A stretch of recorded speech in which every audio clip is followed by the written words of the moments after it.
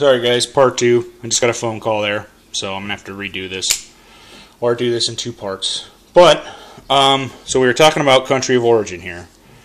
And I was trying to get this thing to focus while my dog went apeshit. There we go, kind of. Taichung, Taiwan. There we go.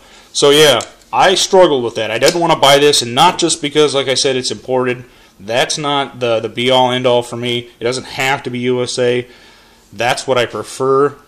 But when I saw this knife, initially I was like, sweet, that thing looks great. You know, I love Brad Southard, love his designs. But heard what it costs, and then heard where it was made, and I was instantly turned off. And you know, it's not a knock against the quality of this knife. Honestly, great job, Taiwan. You guys knocked it out of the park on this one. You did a great job. The fit and finish of this knife is great. The stone washing is great. I don't know if I attempted to get a close-up of the stone washing on the lock side, but it's fantastic. I mean, it's very uniform. It's super cool. All the edges of the knife are beveled and smoothed. It's very comfortable in the hand. They did a great job on this knife, and this isn't a knock on the quality of the knife. My problem is the price. I mean, I bought this used for just over $200. It's a little bit better of a deal than you're going to find from a store, because I bought it from another person. But $200, $250 or whatever people are paying for these for a Taiwan-made knife is ridiculous. It's absolutely ridiculous. It's got nice quality components. I don't have a problem with that. I don't have a problem with the fit and finish or the function, the flipping. Everything's great.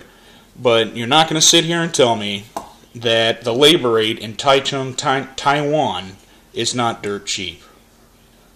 Most of the reason why we pay more money for these American-made knives isn't just materials. I mean, materials are obviously a large portion of it, but paying the people to put these knives together is a lot of the price. So when we're paying American workers, obviously the labor rate in America is high. We pay our people well. We try to anyway. Some people, most people. And when we're making a well-made product, we want those people who are making it to be paid well, and so that's the way it is in America. But in Taiwan, whether or not they're doing a good job is irrelevant, because the people working in Taiwan are making like, what, $1 an hour, $10 a day, something like that. So what we have to factor in this knife is the cost of materials, which, quite frankly, I don't have any clue. But I'm going to guess it's somewhere in the area of 10% of $200 and whatever dollars they're charging for these. I mean, you can't figure materials-wise it's more than $50. I would guess it's lower. I don't really know. I'm not in the knife-making industry. I wish I was, but I'm not. So you got to figure that's pretty low. The cost for a young boy or whoever the hell, an old woman in Taiwan, to put this knives together is nothing. I mean, it's just, I mean, what are they paying these people? It's nothing. So, all in all, at $250, I think this is a ripoff. It's a great knife. It's a fantastic flipper. Everything about it I like, except for the price and the manufacturing origin. My personal opinion, yours may differ. I'm not sure. It's tough for me because I still love the knife. This thing is great. I don't have any problems with its function, with its looks. Maybe it is a little weird looking, but you know, that's just the Southern design. But the fact of the matter that they're charging $250, generally market price, from a store for for this knife being made in Taiwan is ridiculous. It's absolutely ridiculous. And I really strained, and I tried hard not to buy this knife, but everybody's reviews were so positive, and I handled it and I just had to get it. And what do you know, I do love it. It's great, but it is a total rip. Just my opinion. So I don't want to get everybody all up in a big twist about it, and that's not my intention. And I'm not making a knock on Taiwanese people either. You guys are fantastic, and look at, I mean, you've done a fantastic job. But I mean, let's face it, your labor rate is dirt. That's why the products that come from you are dirt cheap. Same with China and everywhere else. You know, yeah, you might maybe once in a while a quality product will sneak through like this. But this needs to be priced accordingly. I can't imagine the amount of money, the profit on this knife. It just must be outrageous. So, but it is a great knife, and I can't knock it for that. It's got just about everything I like in it. You know, size-wise, it is great. Like I said, I'm not a big or small knife guy. I'll show it in super tactical reverse grip, which I don't even know what's for. I'm not a knife fighter, guys. Just like cutting stuff. But yeah, that's my thoughts on this knife. Yeah, it's nice. It is a great knife. But sorry, Spyderco. That is ridiculous. Also, the thumb hole here is sort of an afterthought. Maybe it's my fat hands that have trouble getting in here to get to the hole, but might as well not even be there. As a secondary opening, maybe. I don't know why. For some reason, if you couldn't work the flipper, if you, I don't know, had super retarded hands, I'm not sure. You can obviously flick open with the spider hole, but it's not like you could get a good grip in there. Like I said, maybe it's just my fat thumb. But if I had a glove on, a super tactical glove, this would be really difficult, if that's an issue for you.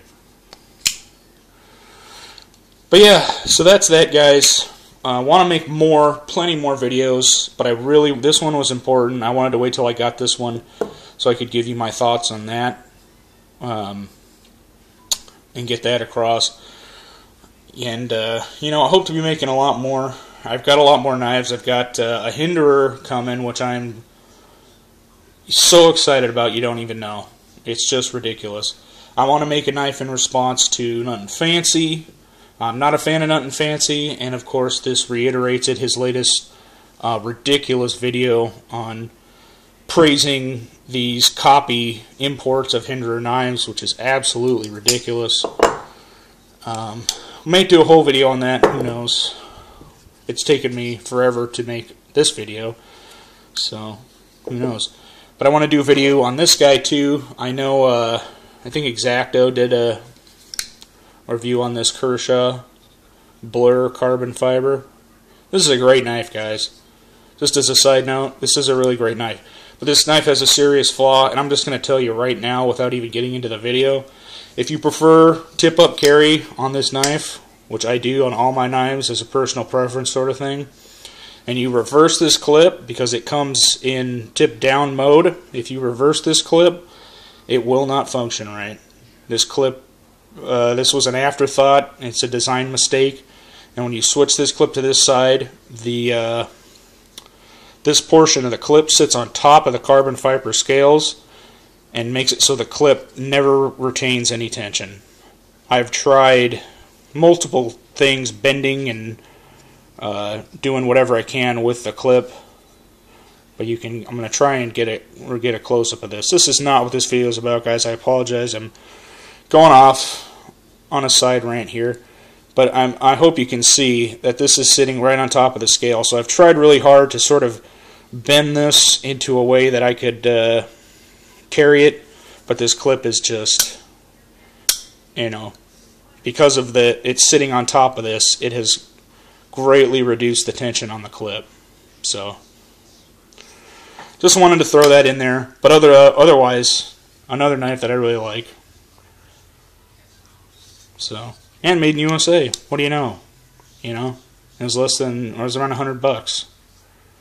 It's weird that you can produce a knife in the USA with carbon fiber and fairly good steel and pretty good quality. Also, I've de-assisted this, I'm sure you can tell. Still very smooth.